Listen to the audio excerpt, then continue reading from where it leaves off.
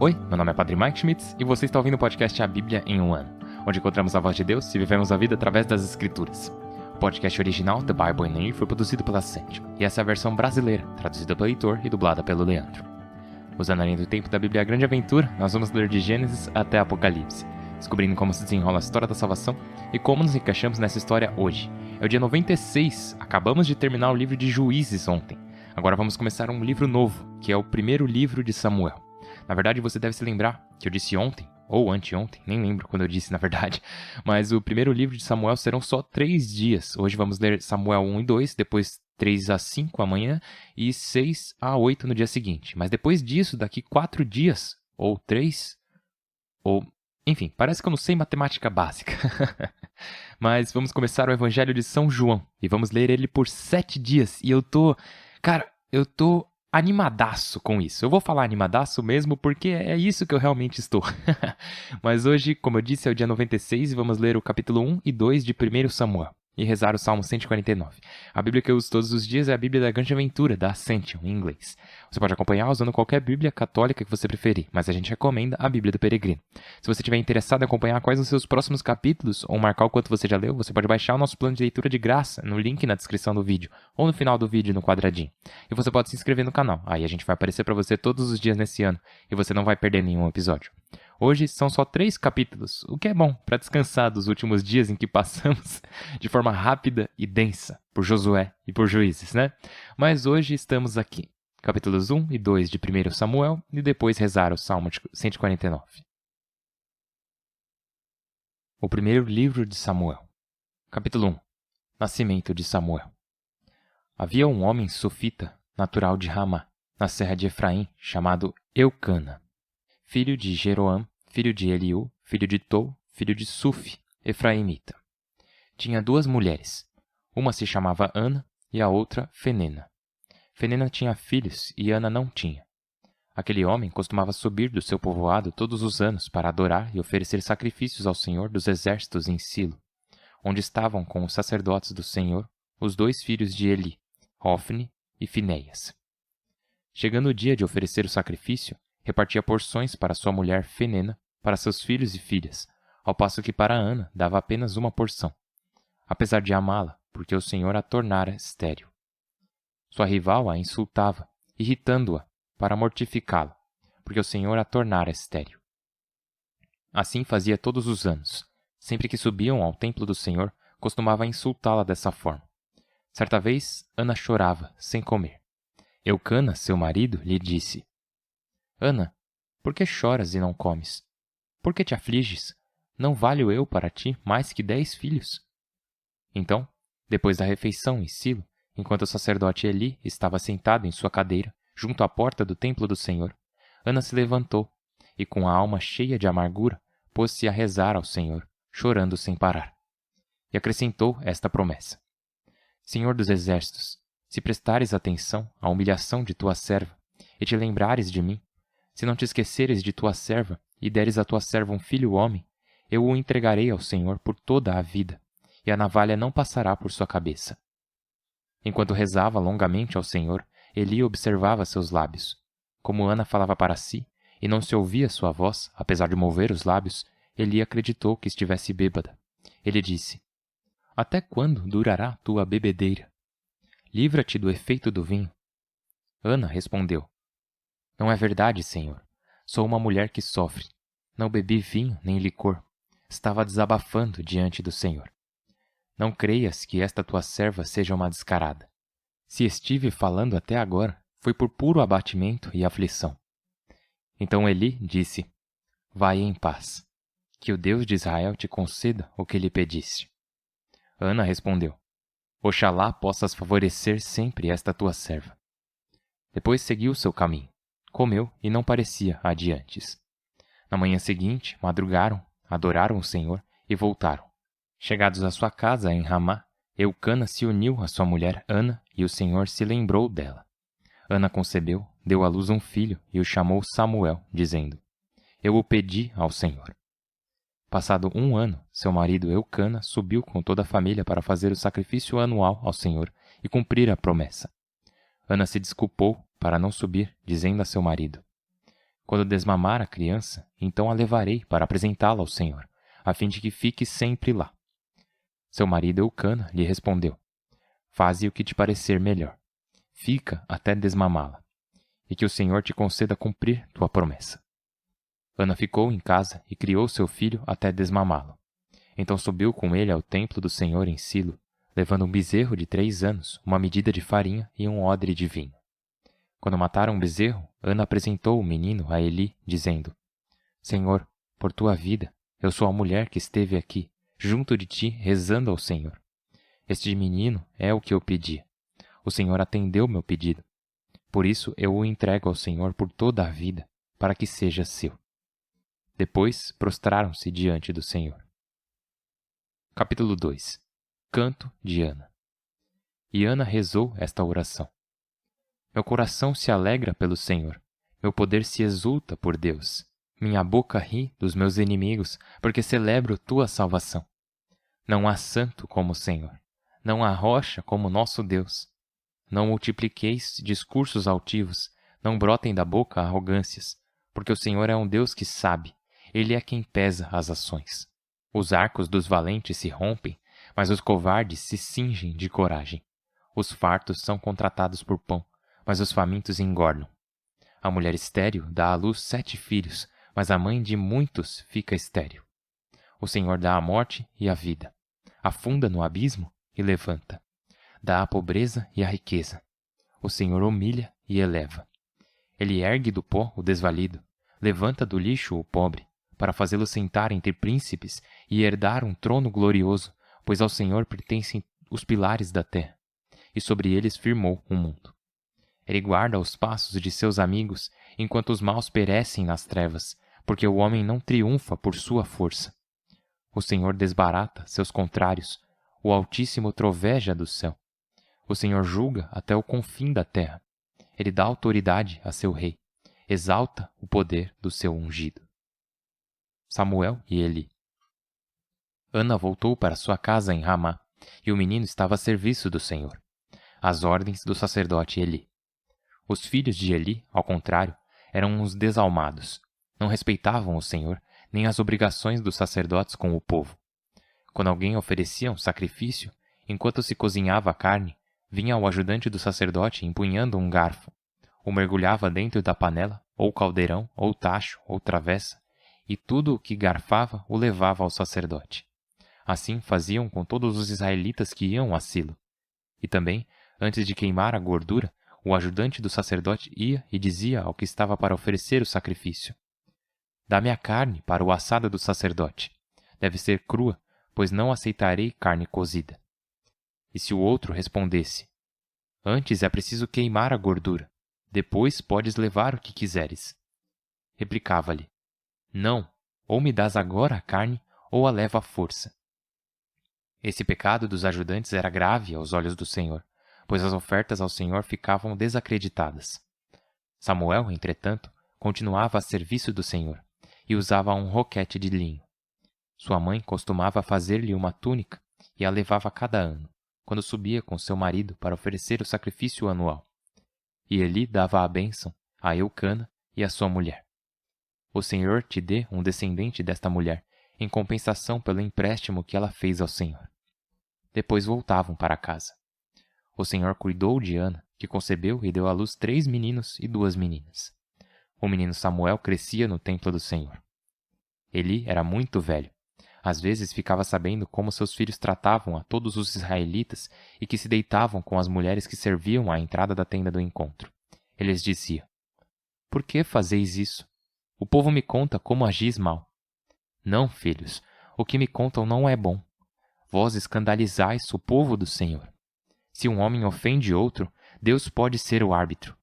Mas se um homem ofende o Senhor, quem intercederá por ele? Eles, porém, não davam atenção a seu pai, pois o Senhor havia decidido que morreriam. Entretanto, o menino Samuel ia crescendo, apreciado pelo Senhor e pelos homens. Um profeta se apresentou a Eli, ele disse: Assim diz o Senhor: Eu me revelei à família do teu pai quando ainda eram escravos do faraó no Egito. Entre todas as tribos de Israel, eu o escolhi para mim, para que fosse sacerdote, subisse ao meu altar, queimasse meu incenso e levasse o éfode em minha presença, e concedia à família do teu pai participar nas oblações dos israelitas. Por que tratastes com desprezo meu altar e as ofertas que mandei fazer em meu templo? Por que respeitas mais a teus filhos do que a mim, engordando-os com as primícias do meu povo Israel diante de meus próprios olhos?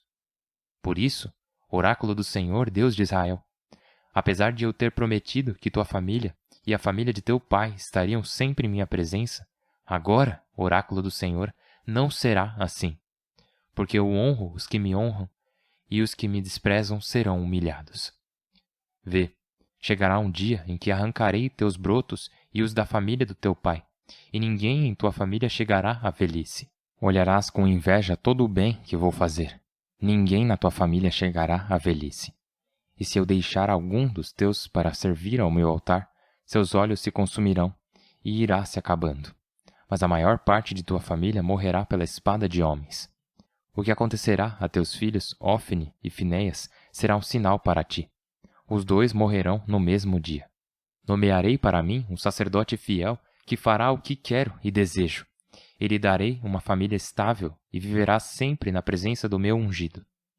E os que sobreviverem de tua família irão prostrar-se diante dele para mendigar um pouco de dinheiro ou um pedaço de pão, suplicando-lhe: por favor, dá-me um emprego qualquer como sacerdote, para que eu possa comer um pedaço de pão.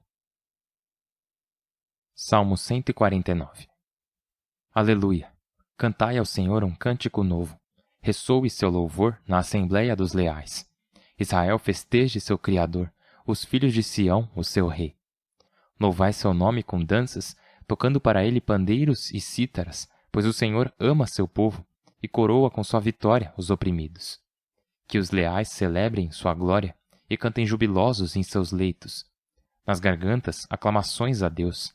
Nas mãos, espadas de 2 fios, para vingar-se dos povos e executar o castigo dos pagãos, submetendo reis com argolas e nobres com grilhões de ferro. Executar a sentença prescrita é uma honra para todos os seus leais. Aleluia. Pai Santíssimo, nós te louvamos de verdade, exaltamos o teu nome e queremos que tu sejas glorificado. Pai, tu és Deus, tu és bom e tu és glorificado neste dia e em todos os dias. Quer reconheçamos, quer notemos ou reparemos em tua grande glória. Senhor Deus, tu és a fonte de toda bondade, e toda bondade por si só te louva. Toda coisa bela te louva porque tu és a fonte de toda beleza. Tudo que é verdadeiro te louva porque tu és a fonte de toda verdade. Toda coisa boa te louva, mesmo que te louve na ignorância, porque tu és a fonte de toda bondade. Então, ajudai-nos a sempre, sempre reconhecer a tua mão e o teu poder na bondade, verdade e na beleza. Venha até nós em nossa necessidade com o teu poder. Venha até nós em nossa fragilidade com a tua cura. E venha até nós em nossa fraqueza com a tua força. Por Cristo nosso Senhor. Amém. Em nome do Pai, e do Filho, e do Espírito Santo. Amém. Tá bom, nossa. 1 Samuel. Que bênção. Agora, você provavelmente sabe disso, mas 1 Samuel e 2 Samuel são 2 livros diferentes, né? Mas originalmente eles eram o mesmo livro, certo?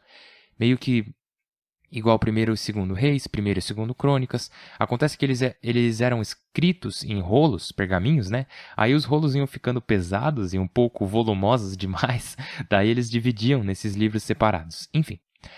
Agora estamos em 1 Samuel, que começa nos contando a origem desse jovem, Samuel, o que é sensacional, né? Temos Ana e seu marido que sobem para adorar o Senhor em Silo, frequentemente. Agora, tem uma coisa importante que não falamos aqui ainda, que quando os israelitas estavam vagando pelo deserto, eles adoravam o Senhor no tabernáculo, né? Na tenda do encontro. Mas Deus disse que quando você entrar na Terra Prometida, vai ter um lugar específico onde você me adorará, que eu vou indicar para você. E esse lugar, em primeiro momento, era Silo. Mais tarde muda e se torna o lugar que conhecemos como Jerusalém. E mais tarde vamos ver que Jerusalém era o único lugar onde o sacrifício poderia ser oferecido. Mas agora a tenda do encontro, o tabernáculo, onde a arca da aliança é guardada, onde o candelabro, o altar dos pães apresentados ficam em Silo. Então temos Ana e Eucana, e eles sobem para adorar a Deus em Silo, como se fazia na época. E como já vimos várias vezes, temos uma esposa amada por seu marido e ela deseja ter um filho. Agora, lembra disso, Eucana tem 2 esposas, Fenena e Ana. E de novo, a Bíblia nunca endossa a poligamia. Na verdade, a Bíblia deixa bem claro que um homem deixará seu pai e sua mãe e se unirá à sua esposa, e eles se tornarão uma só carne. Não uma só carne e depois outras carnes. Quase toda vez que temos poligamia na Bíblia, quase não, sempre tem algo errado no meio. Nesse caso aqui, a Fenena era cruel com a Ana. Então, continuando, Ana, lá no templo, ela reza. E é muito interessante como a Bíblia revela que Eli a vê e pensa que ela está bêbada, embriagada. E isso nos lembra de uma outra história. Na verdade, talvez até mesmo prenunciando outra história. Porque mais tarde na história da igreja tem uma mulher chamada Mônica. Ela tem isso no 3º ou 4º século. Mônica tem um filho chamado Agostinho. E Mônica era cristã e Agostinho foi criado, na casa de sua mãe. Seu pai não era cristão, seu pai era um pagão. Mas foi criado na casa de sua mãe. E Agostinho ficou cativado não só pela sua própria sabedoria, mas ficou cativado pelo seu orgulho, pela sua popularidade, pela sua fama, pela influência e por sua própria inteligência. E então ele se afastou do cristianismo. Ele nunca o abraçou por completo. E sua mãe, Mônica, continuava trazendo coisas para ele ler. Eu lembro de ler a história sobre quando Agostinho leu os evangelhos pela primeira vez, que foram originalmente escritos em grego. Diz que ele os jogou do outro lado da sala porque era um grego bem rústico e rudimentar. Ele estava acostumado com um grego eloquente e belo. E ele disse, como isso poderia ser a palavra de Deus? Não é nem grandioso, são só palavras humanas. Então Mônica sabia que a grande mente de Agostinho não seria algo que ela poderia mudar. Porque ele era super inteligente, ele era incrivelmente inteligente e ela era normal. Ela não poderia convencê-lo. Então, o que ela fez foi rezar. Deus, só vós podes convencê-lo. Só vós pode salvar a alma do meu filho que está rejeitando a Jesus Cristo. Ele está rejeitando a verdade. Aí ela vai a uma igreja em Milão e lá tinha um bispo chamado Ambrósio. E é uma situação semelhante, porque a Mônica está lá rezando e chorando pelo filho. E Ambrósio, quando a Mônica conta a história, ele diz, é impossível que pereça um filho de tantas lágrimas. E isso deu a ela essa confiança para continuar a rezar por seu filho. Assim como Eli tinha dado a Ana confiança para rezar por um filho. E acabou que no final Agostinho veio à fé e ele conheceu Ambrósio, o bispo de Milão, que havia profetizado que as lágrimas da Mônica não seriam em vão. Suas orações não seriam em vão, elas seriam ouvidas. E como Ambrósio era muito inteligente, ele ajudou a guiar Agostinho cada vez mais perto do Senhor. E Agostinho teve uma grande conversão e basicamente foi um dos mais, se não o mais influente teólogo da história do cristianismo. Há outros que são incrivelmente influentes também, mas tudo começou com a oração de uma mãe. Mas não terminou com a oração de uma mãe. Aqui, com a Ana e Samuel, o que acontece? Ela teve tudo que ela pediu, que ela rezou, tudo que ela queria. Ela teve o filho. E daí o que ela faz com o filho? Isso é algo a se prestar atenção. É algo que precisamos parar e admirar. Ana obteve o que ela mais ansiava em seu coração, que era ter um filho. E ela diz, mesmo antes de ele ser concebido, que se me der esse filho, Senhor, eu o devolverei a ti. E ela faz isso mesmo, ela cumpre isso. Pensem como, nós falamos, rezamos tantas vezes como comunidade aqui no podcast A Bíblia em um Ano por mães que desejam engravidar, por casais que anseiam engravidar, por aqueles que estão com problemas na gravidez. E essa situação pode ser tão desesperadora que acaba, e eu não estou minimizando isso de maneira alguma, mas eu sei que pode alimentar um desejo tão forte que pode dominar famílias e casais. E aí tudo passa a ser sobre contar os dias certos, o calendário, a fazer teste, e tudo que você faz é voltado à gravidez, sobre o que fazer para ter um filho. E de certa forma, de novo, isso não é uma regra, mas acontece, então por favor me perdoem. De certa forma, quando temos um desejo assim, às vezes pode se tornar o novo Deus em nossa vida. Às vezes pode se tornar a única coisa que queremos na vida. Eu sei que não é com todo mundo, mas acontece. Mas enfim, olha a Ana, que assim como muitos casais que fazem parte dessa comunidade, ela rezou e fez tudo o que podia. E Deus a abençoou com um filho. E a resposta dela foi, Deus, este filho é seu. Não foi tomar posse, não foi dominar, não foi possuir. Ela não disse, ok Deus, agora esse filho é só meu e de mais ninguém. A resposta dela foi dizer, Deus, esta bênção, a bênção desse filho meu, na verdade, é um presente seu. E eu sou apenas a cuidadora dele até que ele seja desmamado, então eu o devolverei para você. O que é simplesmente, de partir o coração, mas de forma heróica, de partir o coração, mas de forma incrivelmente amorosa. Quantos de nós Nós todos temos anseios em nossos corações. Todos temos essas coisas em nossas vidas que desejamos tanto possuir que quando finalmente as conseguimos, não as vemos mais como emprestadas pelo Senhor. Não as vemos mais como um presente do Senhor. As vemos como, sabe, entre aspas, nossas. E podemos nos apegar a essas coisas de tal forma que o que deveria ser um presente acaba se tornando uma maldição. O que deveria ser um presente pode acabar sendo o que faz nossos corações menores e não maiores. E assim para todos nós, e seja com uma criança, com uma família, com um trabalho, seja lá o que for, como já dissemos muitas vezes, nosso coração é uma fábrica de ídolos. E podemos fazer qualquer coisa um ídolo. Especialmente coisas realmente boas. Então vemos hoje Ana e vemos que ela rezou por um filho, rezou para ter uma criança, como tantos estão rezando, nós também estamos rezando com você, estamos te apoiando nisso, mas ela não se apegou, ela não se deixou levar. Ela recebeu o presente e amou o presente com todo o coração, mas ela manteve Deus como centro. E uma das coisas que a gente também tem aqui hoje, última coisa, é Eli. Eli, nós vamos ver mais dele conforme avançamos, mas Eli não é necessariamente um cara bom. Ele tem seus filhos, Hofni e Finéias, e Hofni e Finéias e os outros sacerdotes ali, eles estavam pegando dos sacrifícios que pertenciam ao Senhor e roubando as melhores partes, basicamente. Em vez de dizer, sim, faremos isso de acordo com o que foi prescrito em Deuteronômio, em Levítico, e depois que a oferta for feita, pegaremos a porção restante, que pertencia aos sacerdotes. Ao invés disso, eles pegavam a melhor parte antes que ela fosse dada ao Senhor. Não só isso, mas eles também, como diz muito claramente na escritura de hoje, Hofni e Finéias se deitavam com mulheres e tinham relações sexuais com elas na frente da tenda do Senhor. Lembra de... tinham Finéias antes desse, no livro de Números, que quando um homem e uma mulher foram ter essas relações na frente da tenda do Senhor, ele os empalou no chão com uma lança. Isso é algo muito, muito, muito sério. E ao fazer isso, ele impediu que a praga exterminasse o povo de Israel. O que Hofni e Finéias, os filhos de Eli, estavam fazendo era horrível. E o que o Eli faz é só corrigir eles e depois deixa para lá. Ele se esquiva de sua responsabilidade. E o que acontece é que um homem de Deus, esse homem de Deus anônimo e sem nome, vem a Eli e diz, por causa do que você está fazendo, não só por causa dos seus filhos, mas porque você tinha a responsabilidade de impedir seus filhos de agirem assim e não fez.